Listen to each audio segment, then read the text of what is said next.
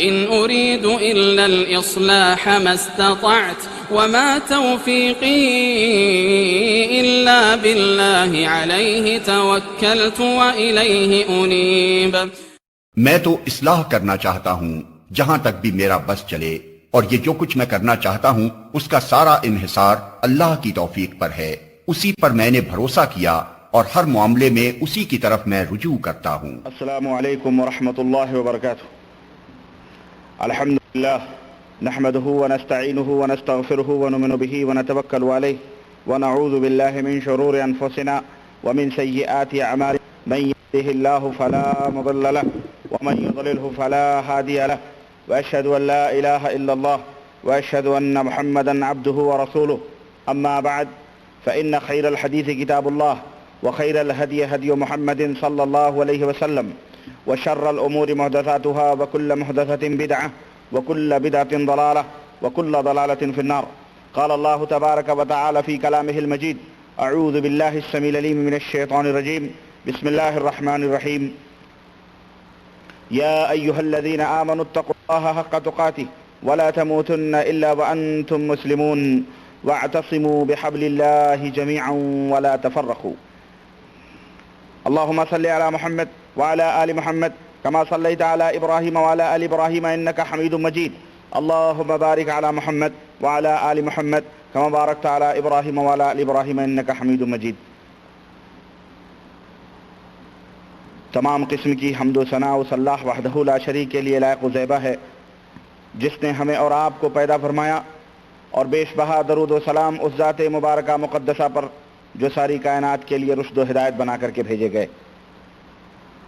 حضرات سامعین کرام، نوجوان دوستو، بزرگوں اور بھائیوں،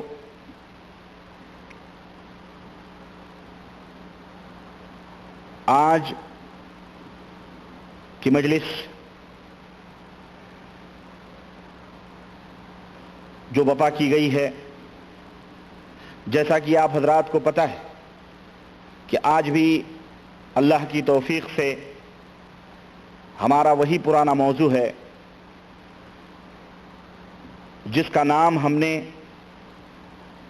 صالحین کے اندر غلو کرنے کے بجائے حد ہو گئی رکھا ہے. اصل تو موضوع یہ ہے کہ صالحین، بزرگان دین، متقین، نیکوکار لوگوں کی شان میں جو غلو ہمارے ہاں لوگ کرتے ہیں، اصل موضوع وہ ہے کہ یہ چیز اسلام میں کہاں تک جائز ہے، درست ہے یا نہیں، قرآن و سنت میں اس کی کیا حقیقت ہے. لیکن ہم نے بجائے غلو فی الصالحین کے ہم نے اس کا موضوع حد ہو گئی رکھا ہے. دوستو،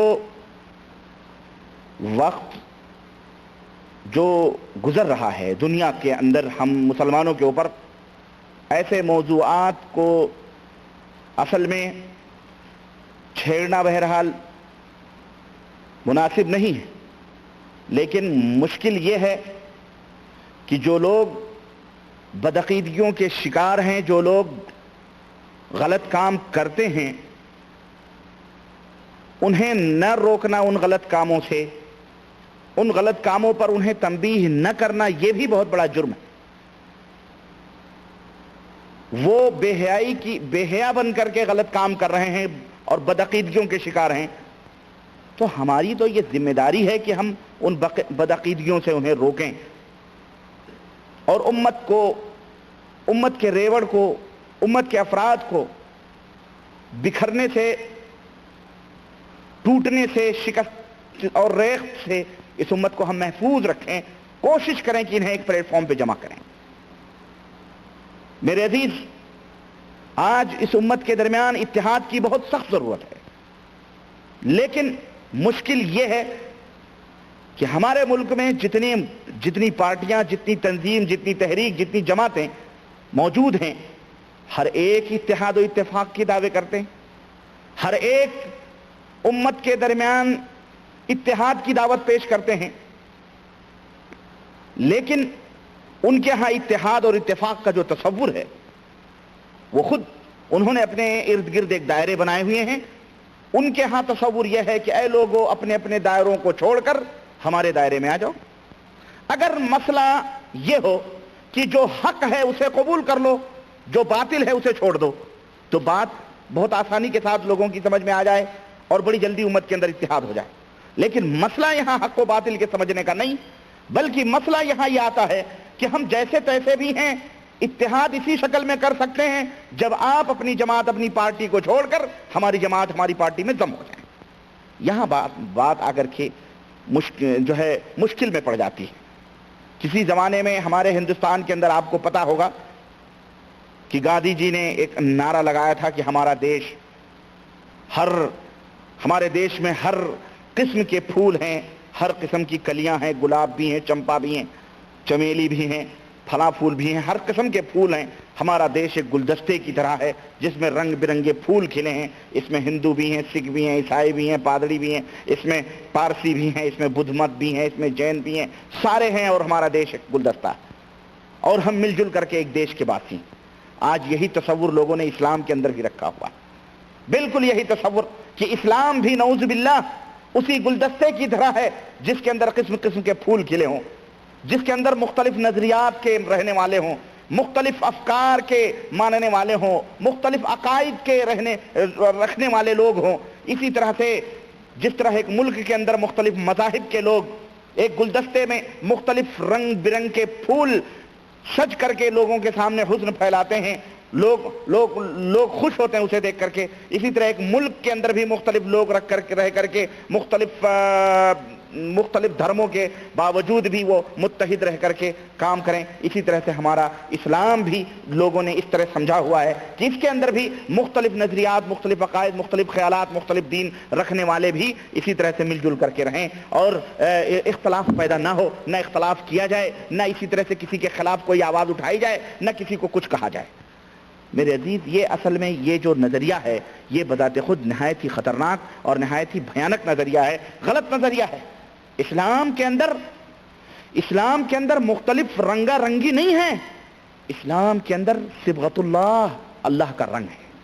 اللہ وحدہ لا شریک ہمیں یہ نہیں کہتا ہے کہ اے لوگو تم فلاں کے رنگ میں رنگ جاؤ، فلاں کے رنگ میں رنگ جاؤ، فلاں کے رنگ میں رنگ جاؤ، بلکہ اسلام نے ہم سے یہ مطالبہ کیا ہے، اللہ وحدہ لا شریک نے ہم سے یہ مطالبہ کیا ہے کہ اے لوگو اللہ کے رنگ میں رنگ جاؤ اور اللہ کے رنگ میں رنگ جاؤ اور اللہ کے دین کے اوپر قائم ہو جاؤ.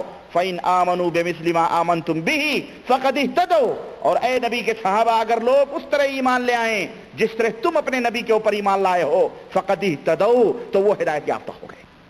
اور نبی صلی اللہ علیہ وسلم کے جو صحابہ تھے وہ مختلف رنگوں میں نہ تھے، ان کا ایک ہی رنگ تھا، مدینے والے کا رنگ. محمد الرسول اللہ صلی اللہ علیہ وسلم نے جو رنگ دیا تھا وہی رنگ ان کے اوپر چڑھا ہوا تھا. لیکن یہ آج کل کے دور میں بہت سارے ایسے سیکولر دماغ کے مولانا مولوی لوگ ہیں بیچارے، اللہ انہیں ہدایت عطا فرمائے، جو یہ کہتے ہیں کہ امت کے اندر شہر وردی بھی چلے گا، امت کے اندر نقش بندی بھی چلے گا، امت کے اندر قلب علی بھی چلے گا، امت کے اندر یعنی جو ہے علوی بھی چلے گا، امت کے اندر رفائی بھی چلے گا، تیجانی بھی چلے گا، شاذلی بھی چلے گا، سب حنفی بھی چلے گا، شافعی بھی چلے گا، مالکی بھی چلے گا، بہائی بھی چلے گا، سب چلیں گے، سب امت کے لوگ، امت کے اندر سب چلے گا. جیسا بھی ہے لوگ جیسے بھی کر رہے ہیں ان کو کرنے دو، بس بحیثیت مسلمان ایک پلیٹ فارم پہ جمع ہو جاؤ، بات ختم. یہ نظریہ یہ اتحاد کی دعوت نہیں ہے، بلکہ میں سمجھتا ہوں کسی ایک مفاد کو حاصل کرنے کے لیے اس طرح سے امت کو جمع کرنا ہے. لیکن اس میں کیا امت کا بھلا ہے؟ کیا امت اس میں خیر پا سکتی ہے؟ کیا امت اس میں اللہ کو راضی کر سکتی ہے؟ کیا لوگ جو اس طرح کے نعرے لگا کر ایک پلیٹ فارم پہ لوگوں کو جمع کرنے کی کوشش کرتے ہیں وہ کامیاب ہو سکتے ہیں؟ میرے دوست، ہرگز نہیں کامیاب ہو سکتے. یاد رکھو، اتحاد کتاب اللہ اور سنت رسول اللہ صلی اللہ علیہ وسلم کی بنیاد پر قائم ہو سکتا ہے. اس کے علاوہ اتحاد کسی اور نظریے یا کسی اور بنائے ہوئے لوگوں کے جو دھرم یا بنائے ہوئے افکار اور خیالات ہیں ان کے اوپر ہرگز اتحاد امت کے اندر نہیں ہو سکتا ہے. میرے عزیز، آج جب ہم یہ بات کہتے ہیں کہ لوگوں قرآن و سنت کے اوپر متحد ہو جاؤ، دنیا کے اندر صرف یہ دو چیزیں ہیں، ایک ذات اللہ وحدہ لا شریک کی ہے اور ایک ذات حضرت محمد الرسول اللہ صلی اللہ علیہ وسلم کی ہے، جو لوگ ان کے اوپر متفق ہیں وہ مسلمان ہیں، اور جو لوگ ان کے اوپر متفق نہیں ہیں وہ مسلمان نہیں ہیں، بھلے اپنی زبان سے کلمہ لا الہ الا اللہ اور دعوے ایمان کے کرتے ہوں۔ لیکن آج جب یہ کہا جاتا ہے تو جتنے بھی مختلف پارٹیوں اور جماعتوں کے لوگ ہیں وہ ایک سر میں ہم کو گالیاں دینا شروع کرتے ہیں، اور ایک آواز میں لا مذہب بددین اور غیر مقلد اور وہابی اور اہل حدیث پتہ نہیں کیا کیا نام دے دے کر کے سب ایک پلیٹ فارم پہ ہو کر کے اور ہمارے خلاف کھڑے ہو جاتے ہیں۔ اللہ ایسے مولویوں کو اور ایسے عوام کو ہدایت عطا فرمائے۔ میرے عزیزو، میرے دوست، حقیقت یہ ہے کہ اتحاد بہت اچھی چیز ہے اور وقت کی بڑی اہم ضرورت ہے، اس لیے ہم سب کو تمام دائرے توڑ کر، تمام جماعتیں توڑ کر صرف قرآن و سنت کی بیس پر جمع ہو جانی چاہیے۔ ہمارا عقیدہ قرآن و سنت کے مطابق ہو، ہمارا عمل اللہ اور اس کے رسول کے فرمان کے مطابق ہو، ہمارا اخلاق، ہماری سوچ، ہمارے معاملات، ہمارا رہن سہن، ہمارا طرز زندگی، ہمارا طرز ملک، ہمارا نظام ملک سب کچھ قرآن و سنت کے مطابق ہو۔ یہی ہم چاہتے ہیں اور اسی کے لیے ہم کوشش کر رہے ہیں اور اسی کے لیے ہم جد و جہد کر رہے ہیں۔ اور امت کے درمیان جو نقائص، جو برائیاں، جو خرابیاں پیدا ہو چکی ہیں، ہم چاہتے ہیں کہ ان خرابیوں کو لوگوں کے سامنے کھول کھول کر کے بیان کیا جائے اور لوگوں کے سامنے اسے واضح کیا جائے تاکہ دنیا کے لوگ صحیح طور پر اصلی اور حقیقی دین کو سمجھ سکیں، اور اس ملاوٹ والی دنیا میں جہاں دین کے اندر بھی مختلف چیزوں کو ملا دیا گیا ہے، اس طرح سے حق واضح طور پر ان کے سامنے کھل کر کے آ جائے۔ اور میرے عزیز، ہم نے ہمارے ملک میں، جیسا کہ آپ کو پتہ ہے، ہندوستان ہو کہ پاکستان ہو کہ بنگلہ دیش ہو، ان ملکوں کے اندر بالخصوص ہمارے ہاں دو جماعتیں بڑی سر فہرست ہیں اور آپس میں کبڈیاں خوب کھیلتی ہیں، اللہ انہیں ہدایت عطا فرمائے۔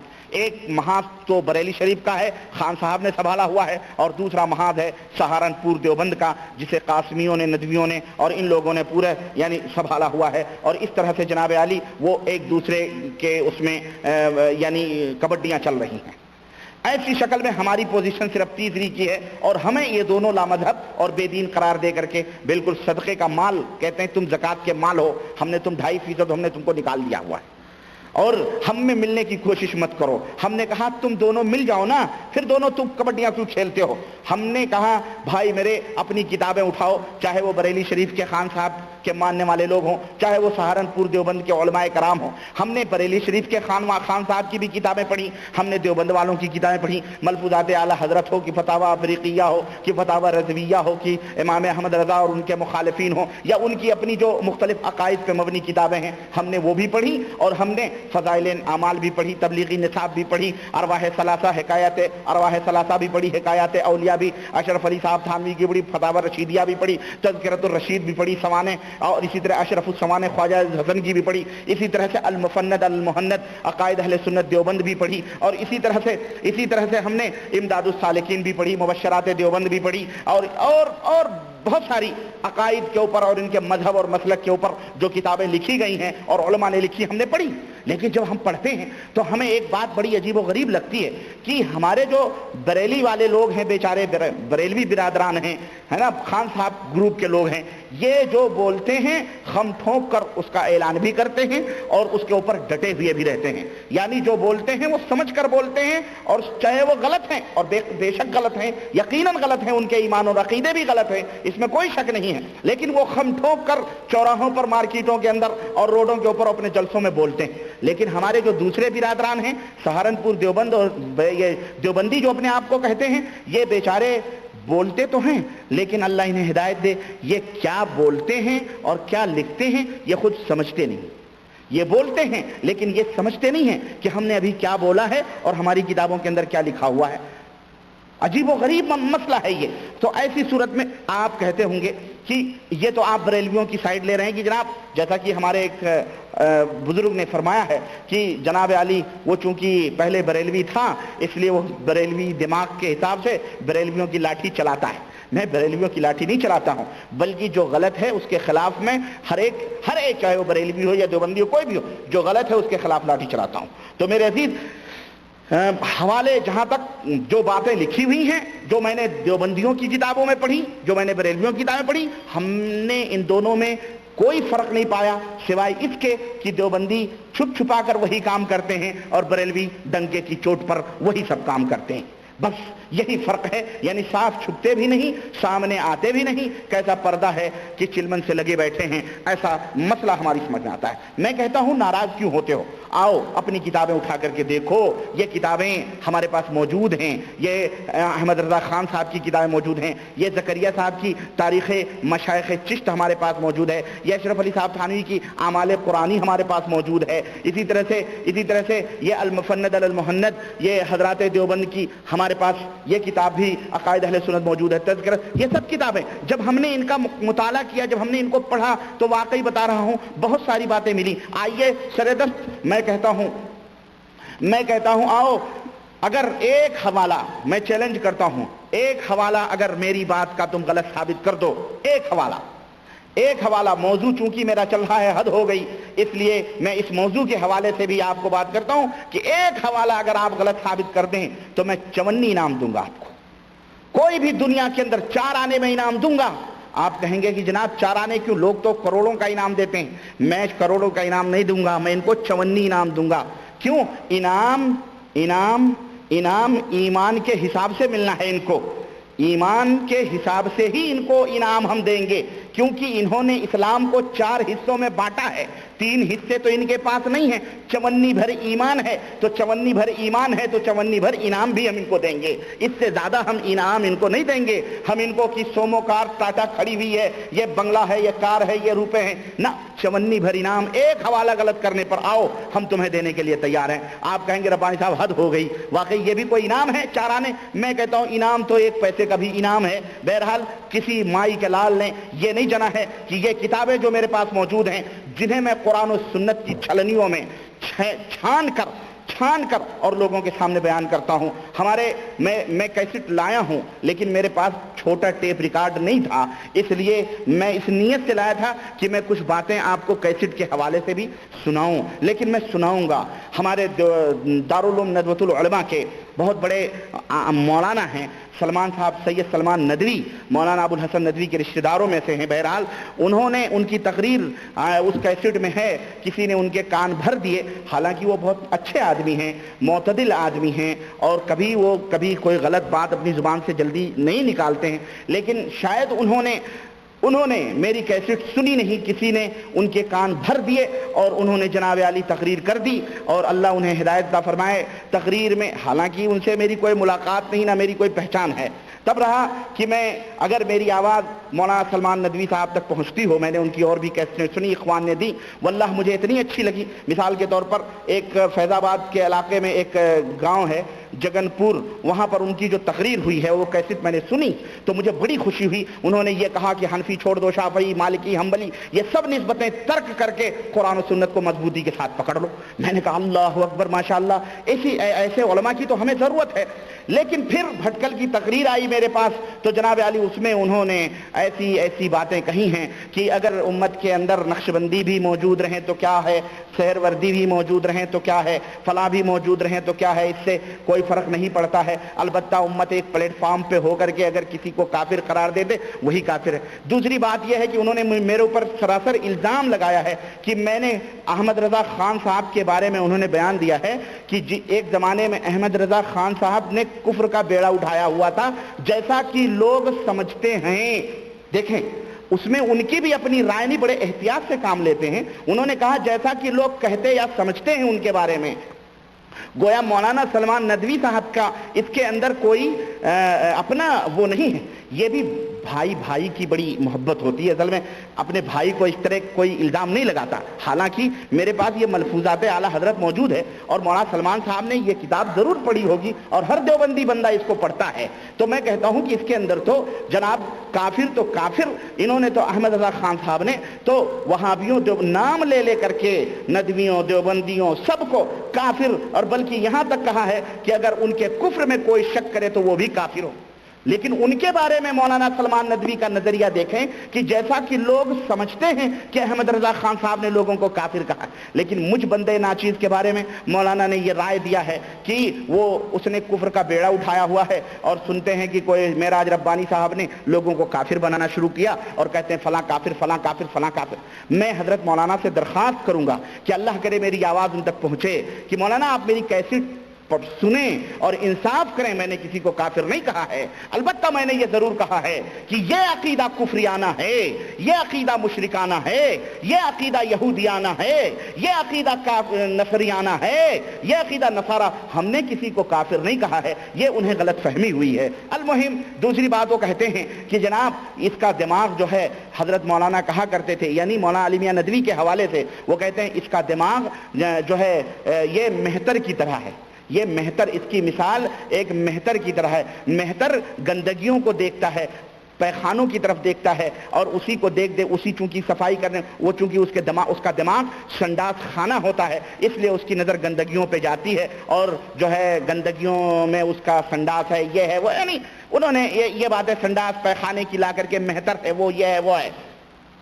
اگر کوئی کیڑے وہ بزرگوں کی کتابوں میں کیڑے نکالتا ہے، اگر کسی کو کیڑے نکالنا ہے تو نعوذ باللہ انہوں نے یہ بھی کہا ہے کہ قرآن میں بھی اسے کیڑے مل جائیں گے نکالنے کے لیے، اسے تو احادیث میں بھی کیڑے مل جائیں گے نعوذ باللہ نکالنے کے لیے۔ اپنے بزرگوں کی حمایت میں قرآن و سنت کو داؤں پہ نہ لگائیے حضرت مولانا، لیکن بہرحال اللہ آپ سے نپٹے گا، آپ سے سمجھے گا کہ آپ نے اس طرح ناانصافی کی ہے۔ اور انہوں نے کہا کہ جو ہے وہ پیخانے کی طرف دیکھتا ہے، پیخانے ہمارے بیڈ روم میں ان کے بیڈ روم میں پھینکتا ہے۔ میں کہتا ہوں اے علماء حضرات، چاہے وہ دیوبند کے ہوں چاہے وہ بریلی کے ہوں، آؤ میں تمہیں چیلنج کرتا ہوں، آؤ میں تمہیں چیلنج کرتا ہوں، اور سلمان صاحب آپ کو بھی میں چیلنج کرتا ہوں، یہ کتابیں جو آپ کے علماء نے لکھی ہیں، جن کے بارے میں آپ اتنے مطمئن ہیں کہ یہ بہت بڑے بزرگ اور بہت بڑے نیک اور بہت بڑے صالحین تھے، یہ کتابیں رب ذوالجلال کی قسم ہیں، اگر آپ کو اہل سنت والجماعت کے عقیدے کا علم ہوگا اور آپ مدینہ یونیورسٹی کے فارغ بھی ہیں، میں آپ سے عرض کروں گا کہ آپ ان کتابوں کو پڑھیں جس میں کیا کیا گل نہیں کھلائے گئے ہیں بدعقیدگیوں کے، اور آپ پڑھ کر کے بھی چشم پوشی کر رہے ہیں، اللہ رب العزت آپ سے نپٹے گا۔ اگر میں مہتر ہوں تو میں مانتا ہوں کہ میں مہتر ہوں، ٹھیک ہے میں بھنگی ہوں، لیکن گندگی تو آپ میں لگی ہوئی ہے نا، تو مہتر کا کام ہی ہوتا ہے سنڈاس اٹھانا، تو گندگی پاک کرنا۔ اللہ کے رسول صلی اللہ علیہ وسلم کی شان یہی تھی کہ اللہ کے نبی صلی اللہ علیہ وسلم کے بارے میں اللہ وحدہ لا شریک نے فرمایا کہ وہ لوگوں کو یعلمکم الکتاب والحکمہ ویزکیکم، وہ تمہیں پاک و صاف کرتا ہے، تو تمہاری شرک اور بدعت کی جو سنڈاس اور گندگیاں تمہارے دلوں کے خانوں میں، گھروں میں، بیڈ روموں میں پڑے ہوئی ہیں، ربانی اس کو دیکھ کر وہ نشاندہی کرتا ہے کہ مولانا یہ دیکھو تمہارے بزرگوں نے یہاں بدعقیدگی کا سنڈاس ہگا ہے، یہ بدبو یہاں سے آ رہی ہے، مولانا یہ دیکھو آپ کے دامن داغدار ہیں، مولانا یہ دیکھو آپ نے یہاں گند پھیلائی ہوئی ہے، مولانا یہاں دیکھو یہ بدبو پھیل رہی ہے آپ کے عقیدوں سے، تو تم مجھے بھنگی کہو مہتر کہو منظور ہے، لیکن پھر بھی میں آپ کا بہی خواہ ہوں، اور پھر بھی میں آپ کا ایک جو ہے کیا کہتے ہیں مصلح ہی ہوں کہ آپ کے عقیدوں کو پاک و صاف کم از کم کر تو رہا ہوں، تو گندگی دکھانے والا، بدعقیدگی کی طرف نشاندہی کرنے والا، اور جو ہے توحید اور سنت کے آب زمزم سے یا توحید و سنت کے جو ہے صاف اور ستھرے چشموں سے بدعقیدگیوں کو صاف کرنے والا، اسے تم مہتر کہہ لو، اسے تم پاگل کہہ لو، اسے تم مجنو کہہ لو، اسے تم جادوگر کہہ لو، اسے تم کچھ بھی کہہ لو، یہ القاب تو بہت پہلے حضرت محمد الرسول اللہ صلی اللہ علیہ وسلم کو مکے کے لوگ دے چکے تھے۔ اگر آپ ان کے دیوانوں کو اور ان کے چاہنے والوں کو اور ان کے نقش قدم پر چلنے والوں کو اگر آپ جیسے لوگ دیتے ہیں تو پھر کوئی حرج نہیں ہے، یہ کوئی نئی زبان نہیں ہے، نئی بات نہیں ہے، صرف کارورے بدلے ہوئی ہیں، بات وہی ہے۔ المہم میرے عزیز، آئیے میں نے آپ سے عرض کیا تھا کہ جناب کچھ واقعات تو ہم نے حضرت بریلی کے بتلائے تھے یہ ملفوظات کے حوالے سے، آئیے میں چند ایک دو باتیں، چونکہ وقت زیادہ ہو گیا ہے، چند دو چار باتیں اور بھی میں آپ حضرات کی خدمت میں رکھوں۔ یہ موضوع جو ہے نا اور جو یہ موضوع اور میں انشاءاللہ جو کیسٹ مولانا سلمان صاحب کی ہے انشاءاللہ اگلے درس میں میں اس کو لا کر انشاءاللہ سنانے کی بھی کوشش کروں گا، کیونکہ میں کوئی کچی گولیاں کھیلنے والا نہیں کہ کوئی کہہ سکتا ہے کہ جناب علی یہ دیکھو ہمارے حضرت پہ الزام لگا رہے ہیں۔ میں الزام نہیں لگاتا، اما ہمیں الزام لگانے کی ضرورت ہی کیا ہے؟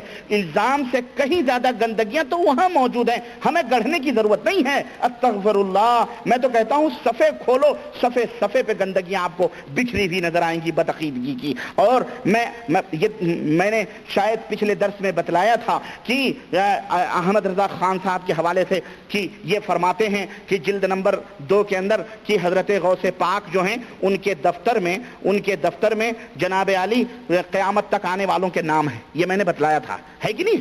آئیے آگے بڑھتے ہیں۔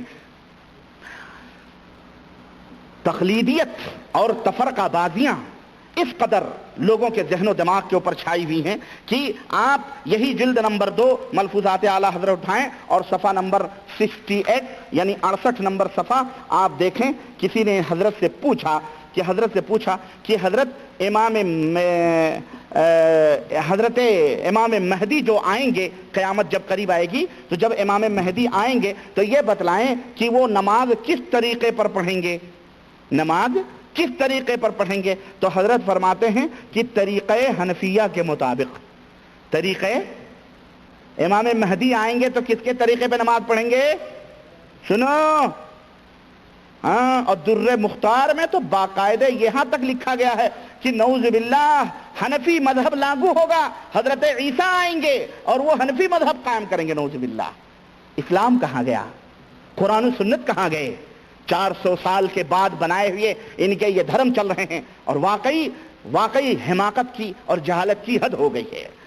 حنفی مذہب کے مطابق وہ کریں گے، کہیں گے کہہ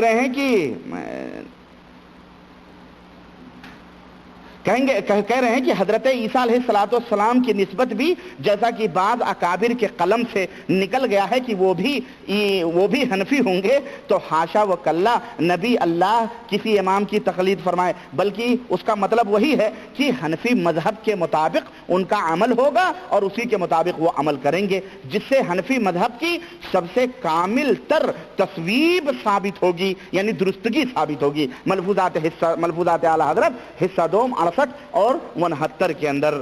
اور کہتے ہیں کہ بعض ائمہ نے تو کشف کے ذریعے سے کشف فرمایا ہے کہ چشمہ شریعت کبریٰ سے بہت نہریں نکلی اور تھوڑی تھوڑی دور جا کر خشک ہو گئیں۔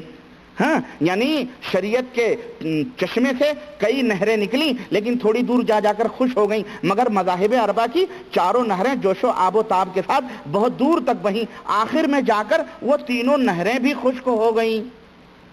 باقی کون سی نہر بچی بھائی؟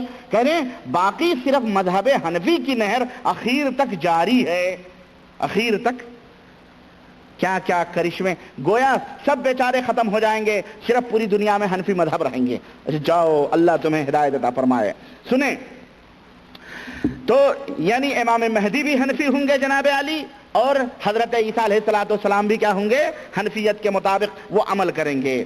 اب یہی لوگ ہیں، یہی بزرگان دین ہیں۔ دیکھیں انہی کو بزرگان دین، احمد رضا خان صاحب کو مجدد دین بدعت، ملت اور نہ جانے کیا کیا کہا جاتا ہے۔ ہمارے ابھی آج ہی ایک بھائی کا دوست کا خط آیا ہے، نام وغیرہ نہیں لکھا ہے، اس نے لکھا ہے کہ اس میں کوئی شک نہیں کہ جتنے بدعقیدہ انہیں چوراہوں پہ کھڑے ہو کے ڈنڈے سے مارنا چاہیے، ننگا کر کے پیٹنا چاہیے، اور انہوں نے امت کو گمراہ کیا ہوا ہے۔ لیکن ربانی صاحب ذرا آپ اپنی زبان ذرا ہلکی کر لیں، تاکہ کیونکہ لوگ جو ہے برداشت نہیں کر پاتے ہیں۔ ہمارے ملکوں میں جو لوگ خواجہ غریب النواز اور پتہ نہیں کیا کیا لگتے ہیں وہ تو سننا گوارا نہیں کرتے، تو میں بڑی نرمی سے سمجھا رہا ہوں، بہرحال سمجھ میں آ جائے چاہے نرمی یا گرمی۔ بہرحال نرمی سے تو ہم تو یہی کہتے ہیں، آج تک لوگ نرمی ہی سے سمجھاتے رہے لیکن کسی کی سمجھ میں بات نہیں آئی۔ اللہ کے فضل و کرم سے جب یہ گرمی پڑی ہے تب لوگ گرم ہوئے ہیں الحمدللہ۔ اور لوہا گرم ہوتا ہے جب ہی ہتھوڑا کام بھی کرتا ہے، لوہا گرم ہی نہ ہو، اسے بھٹی میں ڈالا ہی نہ جائے تو تم کرتے رہو، تم اس کے اوپر لکڑے مارتے رہو، لکڑی ٹوٹ جائے گی لیکن وہ لوہا ٹوٹنا گوارا نہیں کرے گا۔ تو سنو، یہی کہتے ہیں فنا فی الشیخ، کسی نے پوچھا، ان سے پوچھا حضرت سے، جلد نمبر 2 صفحہ نمبر 51 5 1 یعنی 51، کہتے ہیں کہ حضور फना फी शेख का मर्तबा किस तरह हासिल होता है। सुने, फना फी शेख, शेख में फना हो जाना। अभी तक आप सुनते थे फना फिल्लाह, अल्लाह में फना हो जाना।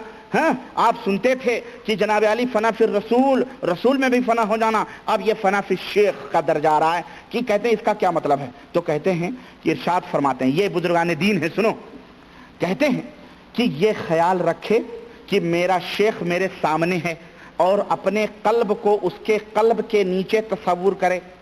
ये वो कल्ब, ये वो कल्ब नहीं है, कल्ब जिसके माने कुत्ता। किसी मौलवी ने तकरीर की कि हुजूरे कल्ब के साथ नमाज पढ़ा कीजिए, हुजूरे कल्ब के साथ नमाज पढ़ा कीजिए। दूसरे दिन बेचारा एक घर के दरवाजे से गुजरा, उसने ये भी बताया था कि जितना ही मजबूत हुजूरे कल्ब होगा उतना ही नमाज के अंदर बड़ी तक़वियत पैदा होगी। एक आदमी को देखा, बड़ा मोटा मुसंडा जाबिर, कुत्ता आगे बांध करके नमाज पढ़ रहा था, वो बिल्कुल सामने बांध करके। किसी ने कहा, अरे मियां, ये तुम कुत्ता आगे बांध करके नमाज पढ़ते हो हैं? तो उसने कहा कि जाहिल, वाकई तुम लोग जलसा सुनने जाते हो, लेकिन जलसे में तुम्हारे मुंह तो खुले रहते हैं, आंखें बंद रहती हैं। मियां मुंह बंद रखा करो, आंखें खुली रखा करो, तब तुम्हारी समझ में कोई बात आएगी। कहने लगे क्यों? कहने लगे अभी मौलाना ने रात को फरमाया था हुजूरे कल्ब, कल्ब को हाजिर करके नमाज पढ़ा करो, इसलिए हमने, और उन्होंने फरमाया था कि जितना कवि होगा उतने ही जो है नमाज कवि होगी, तो इसलिए हमने मोटा कुत्ता बांधा हुआ। भाई कल्ब माने कुत्ता होता है, तो ये वो कल्ब नहीं है, ये कल्ब है। कल्ब मीन्स दिल, हार्ट, यानी अपने दिल को, अपने हार्ट को अपने शेख के दिल के नीचे तसव्वुर करके इस तरह समझे कि सरकारे रिसालत से फयूज़ो अनवार शेख के दिल पर फाइज हो रहे हैं और उससे छलक कर मेरे दिल पे आ रहे हैं। फिर कुछ अरसे के बाद ये हालत हो जाएगी कि शजरो हजर यानी पेड़ और पत्थर और दरो दीवार, ये दरो दीवार, दरवाजे और दीवारों पर शेख की सूरत साफ नजर आएगी, शेख की सूरत साफ नजर आएगी।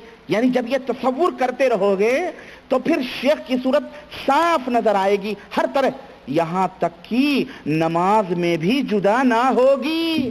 अस्तगफिरुल्लाह, अस्तगफिरुल्लाह। आप बताओ, और शाह इस्माइल शहीद देहलवी रहमतुल्लाह अलैह ने यही बात कही थी, जिसके ऊपर अहमद रजा खान का कलम बम्बार्ड बन के चला कि ये देहलवी, हाँ, ये काफिर है।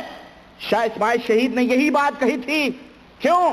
देखो किस तरह हमारे मुल्कों में धोखा देते हैं।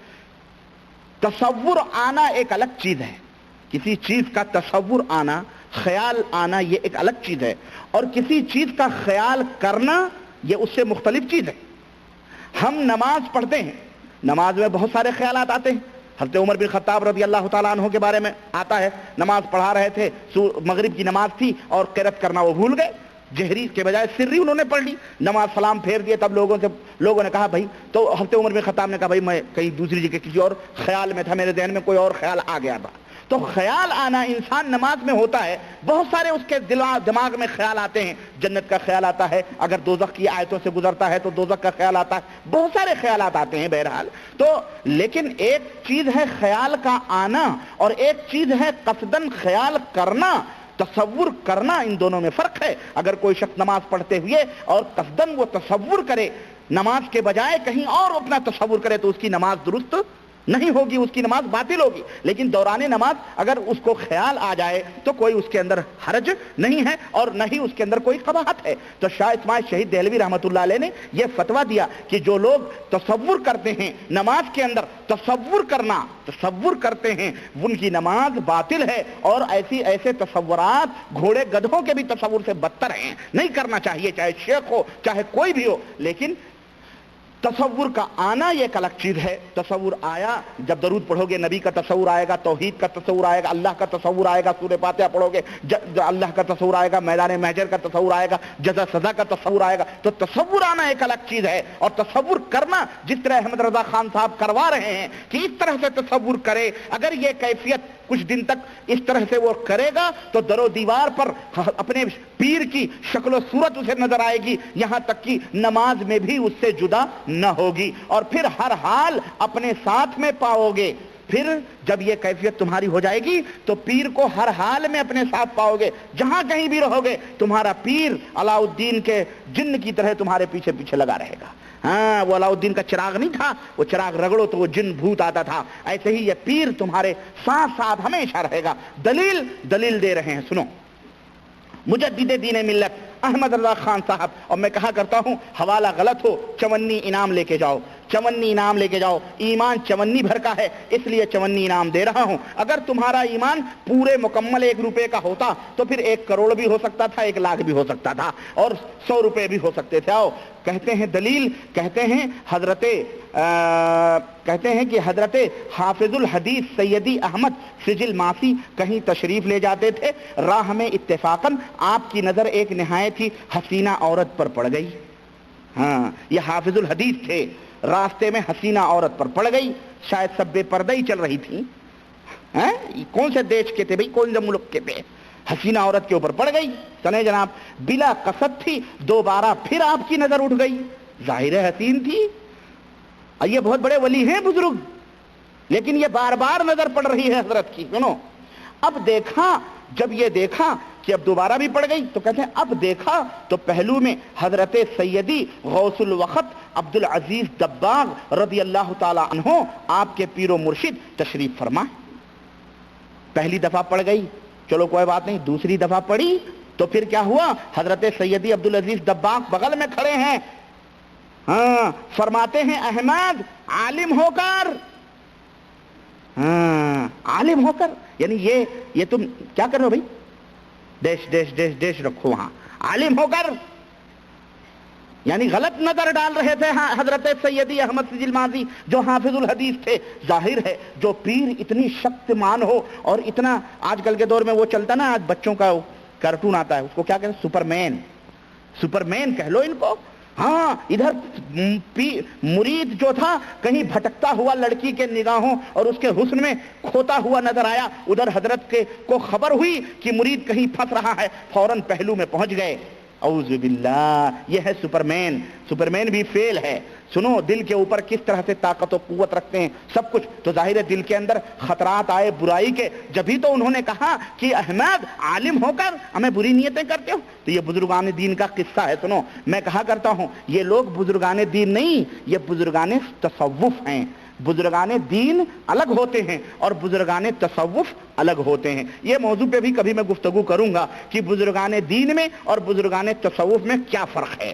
سنو، کہتے ہیں اور فرماتے ہیں کہ انہی سیدی احمد سجل ماسی کے 2 بیویاں تھیں۔ سنو، انہی سیدی احمد سجل ماسی کے 2 بیویاں تھیں۔ سیدی عبدالعزیز دباغ رضی اللہ تعالیٰ عنہ نے ان سے فرمایا، سیدی احمد سجل ماسی سے، اپنے مرید سے، کہ رات کو تم نے ایک بیوی کے جاگتے ہوئے دوسرے سے ہم بستری کی، یہ نہیں چاہیے۔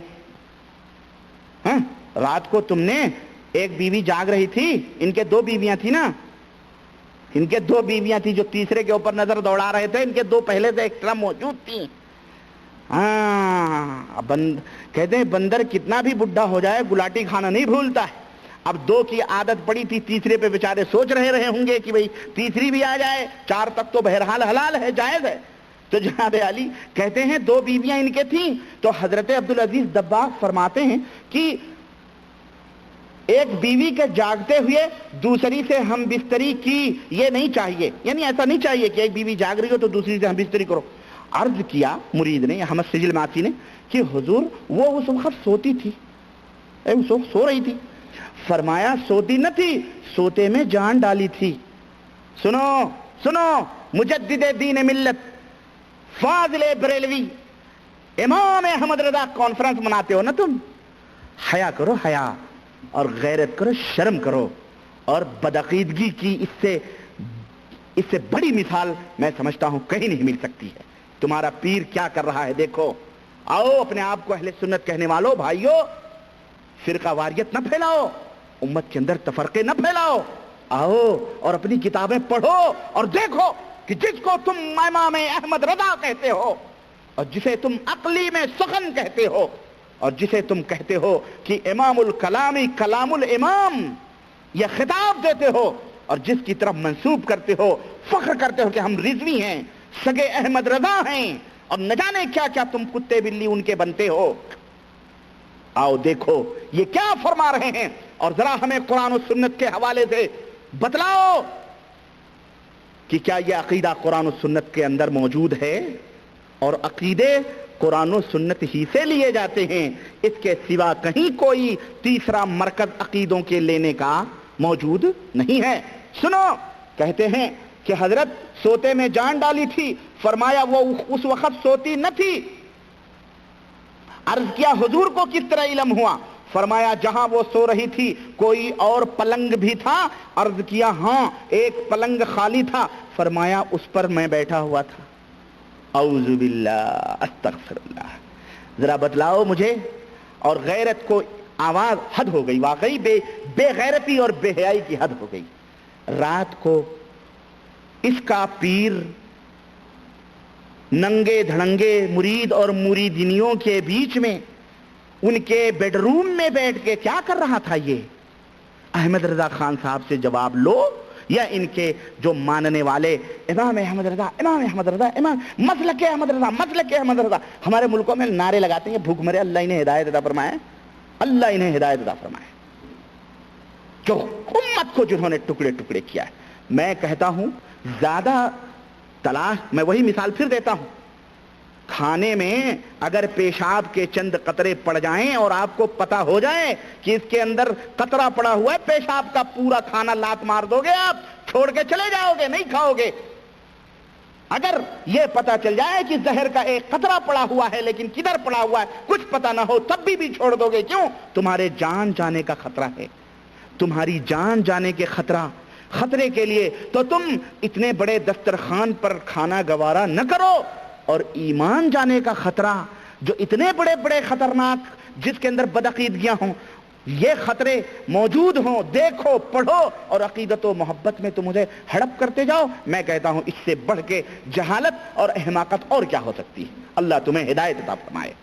अल्लाहुम्मा हद कौमी फइन्नहुम ला यअलमून। ऐ अल्लाह मेरी इस कौम को हिदायत दे, क्योंकि ये इल्म नहीं रखते, ये जाहिल हैं। इस तरह अंधे न बनो, अपने दीन के लिए इस तरह अंधे न बनो। हम तुम्हें जगा रहे हैं, हम तुम्हें बेदार कर रहे हैं। और यही फनाफी शेख का मसला आया है। तो जरा मैं एक और बात आपको लगे हाथों, जैसे कि मैं कहा करता हूं कि 19वीं सदी के ये हमारे दोनों हजरात खान साहब और शेख साहब सहारनपुर देवबंद के, ये हमारे अशरफ अली साहब थानवी की किताब है हिकायत औलिया, जिसको अरवाह सलासा भी कहा जाता है। आप इसके सफ़ा नंबर 265 के ऊपर, सफ़ा नंबर 265 के ऊपर तसव्वुर शेख के मसले की मैं बात कर रहा हूं कि देखो किस तरह से ये दोनों हजरात हनफी हैं, कादरी हैं, चिश्ती हैं, नक्शबंदी हैं, शहरवर्दी हैं, सब हैं, मुकम्मल तौर पर तीजानी हैं, शादली हैं, मुकम्मल बरेलवियत के पूरे सिलसिले दोनों के मिलते जुलते हैं, कारूरे दोनों के एक हैं। नाम का फर्क मैं कहा करता हूं कि एक बरेली की धरती पर उपस्थित हुए तो दूसरे मियाँ देवबंद के धरती सहारनपुर कांधला और वहां के धरती पर उपस्थित हुए। दोनों का एक ही मिजाज, दोनों का एक ही ईमान। तसव्वुर शेख के हवाले से मैं एक मिसाल दे करके आपको 265 सफ़ा पे मैं आपको देता हूं और आप उसको सुने कि देखें कि दोनों किस तरह से तसव्वुर शेख के मसले पे हैं। खान साहब, यहाँ भी खान साहब ही रवायत कर रहे हैं, बहरहाल अल्लाह खैर करे, वहाँ भी खान साहब ही की किताब के हवाले दिए। कहते हैं हिकायत नंबर 306 सफ़ा नंबर 265 अरवाह सलासा। खान साहब ने फरमाया कि, और ये अरवाह सलासा दारुल इशाअत उर्दू बाजार कराची नंबर 1, यहाँ से कराची की छपी हुई अशरफ अली साहब थानवी की किताब है। और कोई दुनिया का माई का लाल इस हवाले को इनकार कर दे तो 54 इनाम है उसको कितना इनाम है? 54। क्योंकि जब ये पूरा ईमान लाएंगे पूरे रुपए भर का, तब इनको रुपए भर का इनाम मिलेगा, वरना 54 ही के ये मुस्तहिक हैं। सुनो, कहते हैं खान साहब ने फरमाया कि एक दफा हजरत गंगोही, रशीद अहमद गंगोही, जिनका ये तज़किरतुर रशीद है, ये जिस किताब के अंदर है, मैं बताऊंगा इंशाअल्लाह, इसके अंदर भी बड़े बड़े घोटाले मौजूद हैं। सुनो, कहते हैं कि हजरत रशीद अहमद गंगोही रहमतुल्लाह अलैह जोश में थे। सुनो, जोश में अक्सर आदमी होश खो देता है। कहते हैं ये बुजुर्गान दीन हैं, इसलिए इनको जोश में होश नहीं जाते। सुनो, जोश में थे और तसव्वुर शेख का मसला दरपेश था। फरमाया कह दूं? अर्ज किया गया फरमाइए। फिर फरमाया कह दूं? अर्ज किया गया फरमाइए। फिर फरमाया कह दूं? عرض کیا گیا فرمائیے، تو فرمایا کہ 3 سال کامل حضرت امداد اللہ کا چہرہ میرے دل میں رہا ہے۔ کیا مطلب؟ یعنی میرے دل میں حضرت کا چہرے مبارک 3 سال تک رہا ہے، اور میں نے ان سے پوچھے بغیر کوئی کام نہیں کیا ہے۔ ہاں، اس کا مطلب یہ ہے، یہ کوئی تصور نہیں ہے، حضرت قبر سے نکل کر باقاعدے دل کے اندر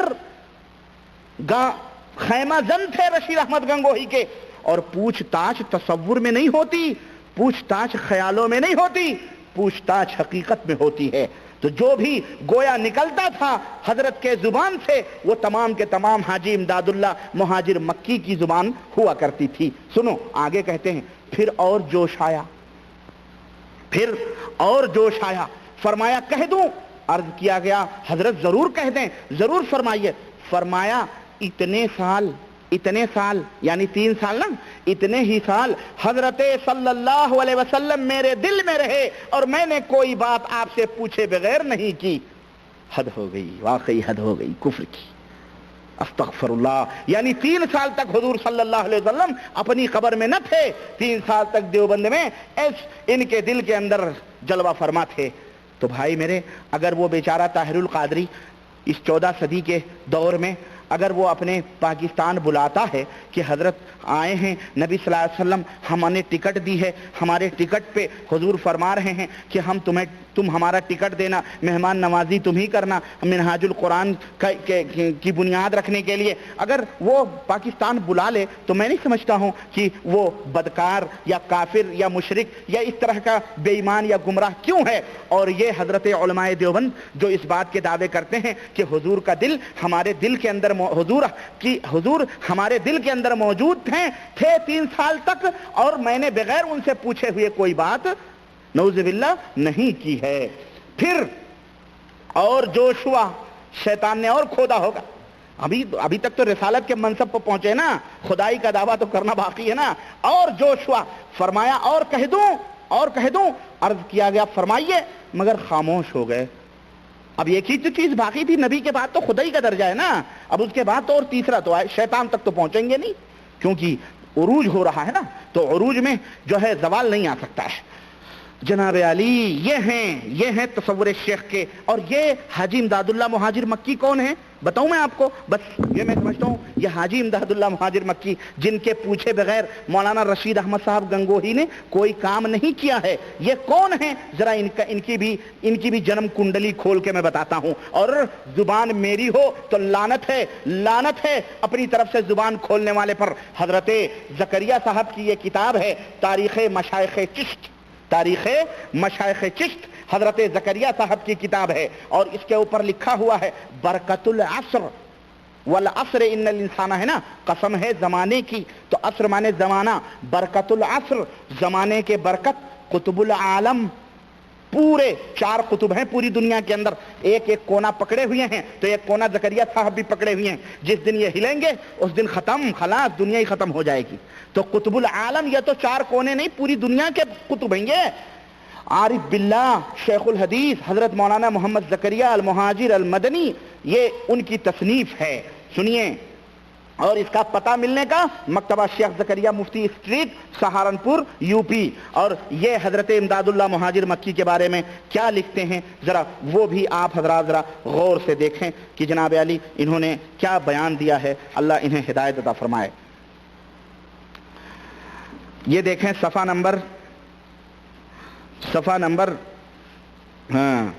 234، حاجی امداد اللہ مہاجر مکی کی بات میں کر رہا ہوں، جو مولانا رشید احمد گنگوہی کے دل میں تھے، اور یہ سب پورا ڈانڈا ایک ہی ہے بھائی، سنو، یعنی پورے دیوبند کے لوگ ان سے مرید تھے۔ کہتے ہیں کہ جب حضرت بیمار ہو گئے تو حضرت نے کہا مجھے جھنجھانا پہنچاؤ، مجھے قصہ مختصر لمبا چوڑا ہے، بہرحال کہنے لگے مجھے جھنجھانا پہنچاؤ، تو جھنجھانا کے لیے یہ جو ہے حضرت جانے لگے، تو کہتے ہیں پالکی تھانہ بھون پہنچی تو میانہ مسجد کے پاس ٹھہرایا، میں بھی خدمت میں حاضر ہوا، حضرت نے فرمایا اچھا بہرحال تم اکیلے تھے، پھر کہتے ہیں کہ حضرت نے فرمایا کہ اب پیام سفر آخرت آ گیا ہے، یعنی اب مرنے والا ہوں میں، تو کہتے ہیں کہ جب حضرت نے یہ کلمات فرمائے تو میں پالکی کی پٹی پکڑ کر رونے لگا.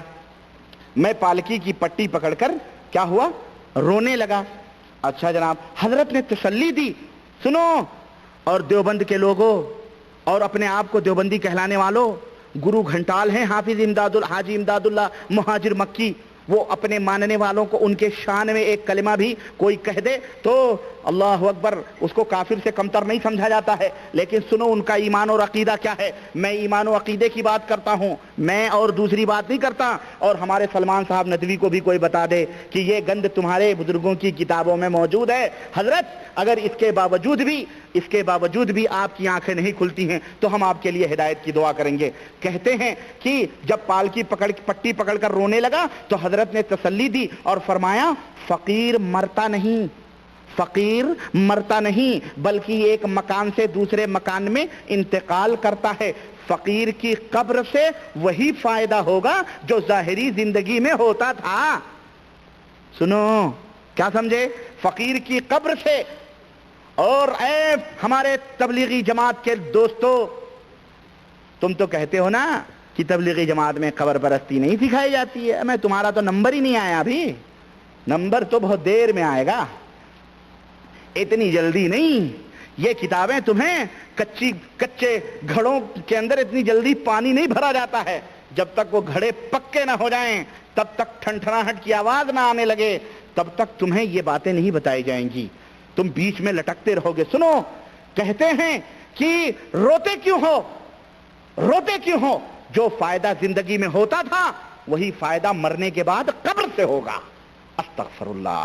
یہ بتاؤ، بریلوی اگر قبر کے اوپر پوجا کرے، قبر والے کے اندر تصور کرے اور یہ تصور کرے کہ میرا پیر سن رہا ہے، میرا پیر زندہ ہے، حضرت بیٹا دیتے ہیں، حضرت بیٹی دیتے ہیں، حضرت سے وہی فائدہ ہوگا جو زندگی میں فائدہ ہوتا تھا. حضرت زندگی میں کھانا کھلاتے تھے، مرنے کے بعد بھی کھانا کھلائیں گے. حضرت زندگی میں پانی پلاتے تھے، مرنے کے بعد بھی پانی پلائیں گے. حضرت زندگی میں شادی کرتے تھے، مرنے کے بعد بھی شادی کریں گے، سب کچھ کریں گے. جو فائدے زندگی میں وہی فائدے آخرت میں، مرنے کے بعد بھی. تو بتاؤ باقی کیا رہا پھر؟ تو حضرت کا مرنا اور جینا برابر ہی رہا. اور جیسا کہ انہوں نے خود کہا کہ فقیر مرتا نہیں ہے بلکہ ایک مکان سے دوسرے مکان میں منتقل ہو جاتا ہے. بالآخر 58 سال کی عمر میں آخرکار وہ مر گئے. بہرحال جناب علی مر گئے. ان کو ایک شہید کے بغل میں دفن کر دیا گیا. تو ایک صاحب کشف بزرگ ان کے مزار پر حاضر ہوئے. کن کے؟ حضرت میاں جی نور محمد کے مزار پر حاضر ہوئے. تو انہوں نے کہا افسوس کس ظالم نے ان کو سید محمود کے پاس دفن کر دیا ہے. میاں جی نور محمد کو کس ظالم نے دفن کر دیا ہے ان کے قبر کے بغل میں. ارے یہ ادب کی وجہ سے اپنے انوار روکے ہوئے ہیں.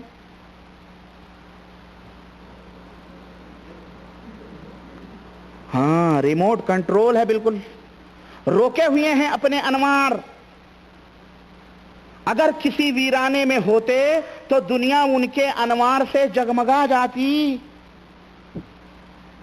سنو، دیوبندیوں کا یہ عقیدہ ہے، قبروں سے انوار پھوٹتے ہیں، قبروں سے فائدے ہوتے ہیں، قبروں سے جناب. اب کہو گے، کوئی کہہ سکتا ہے تم جاہل ہو، یہ انوار کا مطلب یہ نہیں ہے کہ روشنی. انوار کا مطلب ہے ہدایت کی روشنی، ہدایت کی روشنی، فائدے کی روشنی. تو زندگی میں نہ پھوٹی، مرنے کے بعد پھوٹ رہی ہے، مرنے کے بعد پھوٹ رہی ہے. اور یہ میاں جی نور محمد کون ہے معلوم ہے؟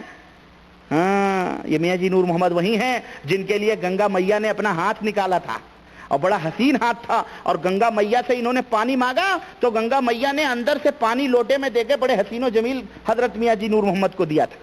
اب یہ واقعہ ہے، میں بتاؤں گا بعد میں. یہ سب اللہ کی قسم ہے، یہ سب ان کے کتابوں کے اندر لکھا ہوا ہے. اور افسوس تو اس بات کا ہے کہ اس دور کے مفکر ملت جو مر گئے، حضرت علی میاں ندوی صاحب، ان کے مقدمے کے ساتھ یہ کتاب چھپی ہوئی ہے. مجھے افسوس تو اس بات پہ ہوتا ہے کہ یہ کیا ہے. اور آج ابھی بھٹکل کے اندر سے، میں دمام میں تھا جب میں دبئی جا رہا تھا، تو دمام میں تھا میں، تو ہمارے کچھ دوستوں نے حضرت مولانا نمبر نکلا بھٹکل نیوز کا، اس کے اندر باقاعدے مولانا اکبر علی ندوی صاحب ہیں، انہوں نے، اور میں وہ آرٹیکل لایا ہوں، ریاض والوں نے لے لیا ہے انشاءاللہ، وہ فیکس میں نے کہا بھائی فیکس کر دینا، جمعرات کو میرا پروگرام ہوتا ہے، میں ذرا وہاں نقاب کشائی کروں گا اور ایک نیا دھماکہ ہوگا لوگوں کے ذہنوں میں، لیکن وہ پتہ نہیں، اب آفس تو بند ہے، بہرحال بھیجا ہوگا انہوں نے، لیکن میں لاؤں گا انشاءاللہ، کوئی بات نہیں ہے، وہ تو میں تو کوئی بتایا نا ایک لفظ جو بولوں اور ریکارڈ میرے پاس نہ ہو، الحمدللہ ریکارڈ ہوتا ہے، میں کوئی بات کیوں، مجھے پتا ہے گرو گھنٹال لوگ بلبلا رہے ہیں، چیخ رہے ہیں، چلا رہے ہیں، ارے یہ کیا پولیں کھول رہا ہے، اس نے تو زندگی، یہ تو پورا ہمارا بیڑا غرق کر رہا ہے، ہاں اس لیے میں مکمل طور پر مکمل سے لے کر کے چل رہا ہوں، تاکہ مانو نہ مانو جانے جہاں اختیار ہے، یہ حقیقت ہے، توبہ کرو اور تقوی طہارت اور پرہیزگاری کی باتیں نہ کرو، وہ بات کی بات ہے، پہلے ایمان اور عقیدہ درست کرو، آؤ کتاب و سنت کے مطابق ایک پلیٹ فارم پہ بعد میں دیکھ لیں گے۔ تو جناب علی لکھتا ہے، مولانا اکبر علی ندوی صاحب ہیں، کوئی اتر پردیش کے وہاں پڑھا رہے ہیں، وہ لکھتے ہیں کہ حضرت مولانا جو تھے ان کی اس کو خواب میں دیکھا ہے 3 بڑے بڑے ندوی مولویوں نے، ہمارے ندوی صاحب بھی بیٹھے ہیں، غور سے سنیے، 3 بڑے بڑے ندوی مولویوں نے دیکھے ہیں اس خواب کو، اور لکھا ہے کہ حضرت مولانا کی صورت خواب میں دیکھا، ہم نے رسول اللہ صلی اللہ علیہ وسلم کو دیکھا تو حضرت مولانا کی صورت بے عین ہی رسول اللہ صلی اللہ علیہ وسلم کی صورت ہے، استغفر اللہ، حضرت مولانا کی صورت کیا ہے؟ بے عین ہی رسول اللہ صلی اللہ علیہ وسلم کی طرح نہیں، بے عین ہی رسول اللہ صلی اللہ علیہ وسلم کی صورت ہے، طرح نہیں ہے، مثل بھی نہیں ہے، حضرت کی صورت بے عین ہی رسول اللہ صلی اللہ علیہ وسلم کی صورت ہے۔ حضرت بہت بڑے تصرف والے تھے، حضرت تصرف فرماتے تھے لیکن ڈینگے نہیں ہانکتے تھے، حضرت بڑے توجہ والے تھے لیکن سب کے ساتھ وہ معاملہ نہیں کرتے تھے، خاص لوگوں کے ساتھ۔ وہ میرے پاس کاپی موجود ہے، انشاءاللہ وہ بھی آئے گی اس وقت جب حضرت سلمان صاحب ندوی کا وہ زبان ان کی لکھنوی جو زبان ہے ٹکسالی، وہ انشاءاللہ پیش کی جائے گی، وہ پرچہ بھی پیش کیا جائے گا۔ تو حضرت حاجی امداد اللہ مہاجر مکی کے جو پیر میاں جی نور محمد ہیں، اس وقت وہ واقعہ بھی ان کا گنگا میاں کا میں بتاؤں گا کہ کس طرح ان کے لیے گنگا میاں نے اپنا چوڑیوں میں اور حنائی ہاتھوں میں کس طرح ان کو پانی دیا تھا سادھوؤں کو، اور کس طرح سے انہوں نے مانگا تھا، وہ بات کی بات ہے۔ پہلے یہ واقعہ حاجی امداد اللہ مہاجر مکی کا سنو کہ یہ شخص کتنا بدعقیدہ تھا اور کتنے برے عقیدے کے یہ لوگ تھے۔ سنو، کہتے ہیں کہ میاں جی نور محمد پورے انوار روکے ہوئے تھے، اچھا اگر فتنے کا اندیشہ نہ ہوتا تو میں ان کی ہڈیاں نکال کر دوسری جگہ دفن کر دیتا اور پھر ان کے انوار و برکات کا مشاہدہ ہوتا۔ اور میں کہتا ہوں دیوبند کے لوگوں، جاؤ، میں نقض امن کی ذمہ داری لیتا ہوں، تمہیں کوئی اللہ کی قسم چھیڑنے نہیں آئے گا، میاں جی نور محمد کا مزار آج بھی موجود ہے، اگر یہ بات حق ہے جو اس نے لکھی ہے اور اس نے ابھی تک انوار روکے ہوئے ہیں تو جاؤ، نہ تمہارے پاس کوئی بریلوی جائے گا نہ کوئی اہل حدیث تمہیں روکنے جائے گا، کیوں؟ تم اپنے پرکھوں کی قبریں کھودو یا کنویں کھودو، تمہیں کوئی روکنے ٹوکنے والا نہیں، اور ہندو تو خیر ضرورت ہی نہیں ہے، جاؤ ہم ضمانت دیتے ہیں، تمہیں کوئی روکنے والا نہیں ہے، کوئی فتنہ نہیں ہوگا، میاں جی نور محمد کی قبر کو کھودو اور کسی جو ہے صحرا کے اندر لے جا کر کے دفن کر دو، اور پھر تجربہ کرو کہ دیکھو کتنے لوگ مسلمان ہوتے ہیں، کتنے انوار آتے ہیں، کتنے لوگ فیض یاب ہوتے ہیں، ہمیں بتلاؤ، ہے کہ نہیں ہے بھائی؟ مشورہ ہے، صحیح کہ نہیں ہے؟ کاش اس مشورے پہ عمل ہوتا، لیکن یہ بولتے ہیں سمجھتے نہیں، یہ بولتے ہیں سمجھتے نہیں ہیں، اللہ انہیں سمجھ عطا فرمائے۔ کہتے ہیں کہ مزار کے سرہانے، اب زکریا صاحب کی زبان سنیں، زکریا صاحب کہتے ہیں کہ مزار کے سرہانے اعلیٰ حضرت ابھی تک یہی اعلیٰ حضرت تھے، نہیں کون؟ بریلی کے خان صاحب یہی اعلیٰ حضرت تھے، ہاں یہ دیکھیں اعلیٰ حضرت یہی تھے، صرف حضور پرنور اعلیٰ حضرت، یہ بھی اعلیٰ حضرت ہیں۔ اعلیٰ حضرت اقدس حاجی امداد اللہ صاحب نے مندرجہ ذیل اشعار، چند اشعار کا کتبہ نصب کرایا تھا جو اب بھی وہاں موجود ہے، ابھی کتنے برس ہوئے ان کو مرے ہوئے؟ شاید میرا خیال ہے سن 60 62 65 یا 67 68 میں مرے ہیں گے حاجی کون؟ حضرت زکریا صاحب جو تبلیغی نصاب کے کتابیں بانٹنے والے ہیں، مکتبے کے مدیر تھے، ان کے بعد بھی کتابیں بیچتے تھے، یہ بھی کتابیں بیچتے تھے، چونکہ کتابیں لکھ کر کے خوب آمدنی کری ہے انہوں نے تبلیغی نصاب لکھ کر کے۔ تو جناب علی یہ کہتے ہیں کہ ابھی تک وہ کتبہ موجود ہے، یعنی وہ اشعار کیا ہیں؟ سنو، اشعار تو بہت زیادہ ہیں لیکن میں 2 4 اشعار سناتا ہوں۔ کہتے ہیں کہ پاس اس مرقد کے قبلہ رخ نبی، پاس اس مرقد کے قبلہ رخ نبی، ہے زیارت گاہ میرے پیر کی، اس جگہ ہے مرقد پاک جناب، اس جگہ ہے مرقد پاک، مرقد پاک یعنی پاک قبر میرے پیر کی،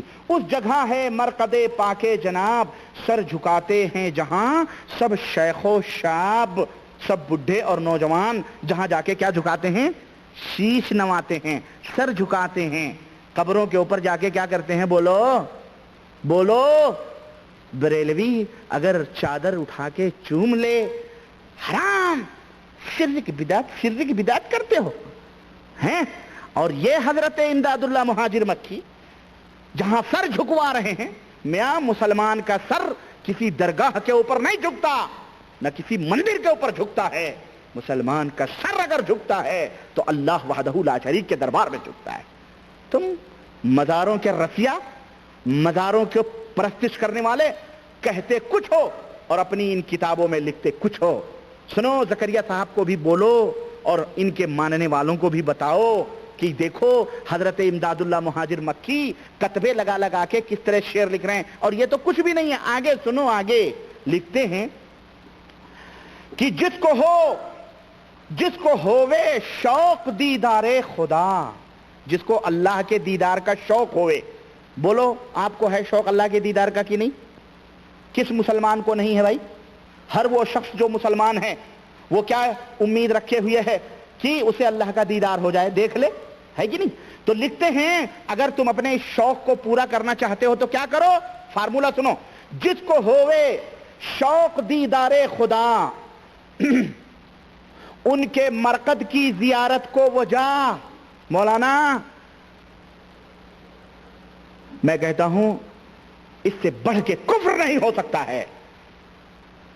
جس کو ہوئے شوق دیدار خدا ان کے مرقد کی زیارت کو وہ جا۔ نعوذ باللہ، اس حاجی امداد اللہ مہاجر مکی کی قبر کی، اس میاں جی نور محمد کے قبر کی زیارت کرو۔ اللہ کا دیدار ہے وہ، اس کی قبر اللہ ہے، نعوذ باللہ۔ کیا تم ثابت کرنا چاہتے ہو؟ اور ذرا ہوش کے ناخن لو، میرے اوپر زبان درازیاں کرنے والوں اور زبان کھولنے والوں، پہلے اپنے ایمان اور عقیدوں کے گریبانوں میں منہ ڈال کر کے دیکھو۔ میری زبان سے کوئی لفظ بیجا نہیں نکلتا ہے، اللہ کا شکر ہے۔ کیوں؟ میں سمجھتا ہوں کہ میں ایک ذمہ دار کی حیثیت سے بولتا ہوں۔ ایک ایک کلمہ میرا تولا جا رہا ہے، ناپا جا رہا ہے، جانچا جا رہا ہے، اس کو چھان اور پھٹکا جا رہا ہے۔ اس لیے میں امت کے اندر ہرگز وہ بات نہیں کہتا جس کو میں اپنی آنکھوں سے دیکھ نہیں لیتا ہوں۔ یہ بتاؤ مجھے اس سے بڑا کفر اور کیا ہو سکتا ہے کہ قبر کی زیارت کرو تو اللہ رب العزت کا دیدار ہو، دیدار کی طرح ہے، نعوذ باللہ، استغفر اللہ۔ اور اس کے اوپر بھی تم کہتے ہو کہ بہت بڑے ایمان والے ہیں۔ جاؤ، ہم ایمان والے کیا، یہ تو مر گئے، اللہ ان سے نپٹے گا، لیکن تم تو زندہ ہو، اللہ کے لیے تم آنکھیں کھولو۔ کہتے ہیں یعنی پیرو مرشدو مولا میرے حضرت نور محمد نیک پہ، اعتقاد دل سے جو جائے وہاں، دل کے عقیدوں سے جو جائے وہاں، اس پہ سب اسرار باطن ہوں عیاں، جتنے چھپے ہوئے راز اور بھید ہیں، جب وہاں تم جاؤ گے قبر کی زیارت کے لیے سب کچھ عیاں ہو جائے گا۔ تبلیغی جماعت کے لوگوں، یہ تمہارے پیر حضرت زکریہ صاحب ہیں، یہ ان کی کتاب ہے، یہ تاریخ مشائخ چشت، اور جھوٹ بولنے والے پر اللہ کی لعنت، اور جو اس کو سن کر کے مکر جائے اللہ اسے ہدایت عطا فرمائے، اور ایسے بدعقیدگیاں لکھنے والے اللہ تبارک تعالیٰ انہیں بھی ہدایت عطا فرمائے۔ کہتے ہیں کہ دیکھتے ہی اس کے مجھ کو ہے یقین، قبر کو دیکھو گے تو مجھ کو یقین ہے کیا؟ اعوذ باللہ، استغفر اللہ، یہ کلمہ کفر میں کیسے کہوں؟ کہتے ہیں کہ دیکھتے ہی اس کے مجھ کو ہے یقین، اس کو ہو دیدار رب العالمین۔ اعوذ باللہ، یہ کون سا فلسفہ ہے مجھے بتاؤ؟ یہ کون سی عبارت ہے جسے امت کے لوگ نہیں سمجھ سکتے، دیوبند کے لوگ ہی سمجھ سکتے ہیں؟ اتنا جھوٹ اور اس قدر بدعقیدگی تو بریلویوں نے بھی اپنے کتابوں میں نہ لکھی جتنی دیوبندیوں نے لکھی۔ کہتے ہیں کرتے ہی زیارت مزار پاک کی، ہوویں ظاہر اس پہ اسرار خفی، جتنے پوشیدہ اسرار ہیں سب کچھ ظاہر ہو جائیں گے۔ حضرت میاں جی صاحب کا مزار خام ہے، البتہ اس کا حلقہ پختہ ہے۔ ارے میاں کچا بنواؤ یا پکا، تمہارا عقیدہ کچا ہو تو سب بیکار ہے۔ ہاں بعض لوگوں نے چاہا تھا کہ اس کو ایک ہاتھ بھی اونچا کرے، مگر آپ نے کسی کو خواب میں ارشاد فرمایا کہ یہ خلاف سنت ہے، ایسا نہ کرو۔ بیٹا بے ایمانی کی بات کر رہے ہو، ایمان جا رہا ہے، اس کی فکر نہیں ہے، اور قبر کو اونچے نیچے کے چکر میں پڑے ہوئے ہو۔ گویا قبر کو یعنی کیا ہے یہ بولتے ہیں پر سمجھتے، یہ بولتے ہیں پر سمجھتے نہیں ہے۔ اللہ انہیں ہدایت عطا فرمائے۔ اور جناب علی اب وہ کشف و کرامت کی تو خیر ایک سے ایک جو ہے جناب علی باتیں ہیں اس کے اندر، میں ان کی کرامتوں میں نہیں جانا چاہتا۔ یہ بات تھی حضرت جو ہے تصور شیخ کی، اور پھر حاجی امداد اللہ مہاجر مکی جو ان کے دل کے اندر تھے رشید احمد گنگوہی کے، اور پھر ان کے پیر میاں جی نور محمد کی، یہ پوری ان کی اسٹوری تھی۔ باقی رہا حضرت جنید یا جنید یا جنید یا جنید یا جنید کا کلمہ، اور اس کے بعد میں اشرف علی صاحب تھانوی کی بات ارواح ثلاثہ کے حوالے سے جو انہوں نے لکھی ہے کہ دیوبند کے رشید قاسم نانوتوی قبر سے مرے ہوئے روح جسم کا لبادہ پہن کر کے دیوبند میں آ گئی، اور باقاعدہ براقات ہوئی، گفتگو ہوئی۔ یہ تمام سب چیزیں میں اگلے درس میں بیان کرنے کی کوشش کروں گا۔ اخیر میں میں عرض کروں گا کہ اے دنیا کے لوگوں، اللہ کے لیے اللہ سے ڈرو، اور اپنے ایمان اور عقیدے کو قرآن و سنت کے مطابق کر لو، اور اللہ اور اس کے رسول نے جیسے عقیدے بنائے ہیں بتائے ہیں اس کے مطابق عمل کرو۔ یہ تمام سب شرکیہ کفریہ باطلانہ عقائد ہیں، گمراہیانہ عقائد ہیں، ان سے توبہ کرو، ورنہ جہنم کے سوا کہیں تمہارا کوئی ٹھکانہ نہیں ہوگا۔ نہ حاجی امداد اللہ مہاجر مکی آئیں گے، جب میاں جی نور محمد آئیں گے، نہ زکریا صاحب آئیں گے، نہ الیاس آئیں گے، اور نہ ہی نانوتوی آئیں گے، نہ رشیدی آئیں گے، اور نہ کوئی اور آئے گا، نہ احمد رضا خان، نہ قادری، نہ چشتی، نقشبند، کوئی نہیں آئے گا۔ اللہ کی قسم اللہ کے سامنے تم اکثر تنہا کھڑے ہوگے۔ تم یہاں دنیا میں ان کے نام کے ڈھڈورے پیٹ کر اپنے جہنم کو ضرور بھر لوگے، لیکن اللہ کا جہنم تمہارا انتظار کر رہا ہے۔ اللہ نہ کرے تم اس کے اندر جاؤ۔ ہم تم سے یہی درخواست کرتے ہیں کہ اے لوگو تفرقے نہ کرو، کتاب و سنت کے پلیٹ فارم پہ جمع ہو کر اپنے ایمان اور عمل کو، عقیدے کو کتاب و سنت کے مطابق کر لو۔ ہماری یہی دعوت ہے، ہماری یہی التجا ہے، ہماری یہی فریاد اور یہی درخواست ہے۔ اللہ وحدہ لا شریک سے دعا ہے کہ اللہ ہم مسلمانوں کے صفوں میں اتحاد و اتفاق عطا فرمائے، اور ہم سب کو کتاب و سنت پہ چلنے کی توفیق عطا فرمائے، اور ہم سب کے دلوں میں نور ایمان عطا فرمائے، اور اللہ رب العزت نور ایمان کو اس کے اندر زیادتی فرمائے، اور ہم سب کو جنت الفردوس میں جگہ عطا فرمائے۔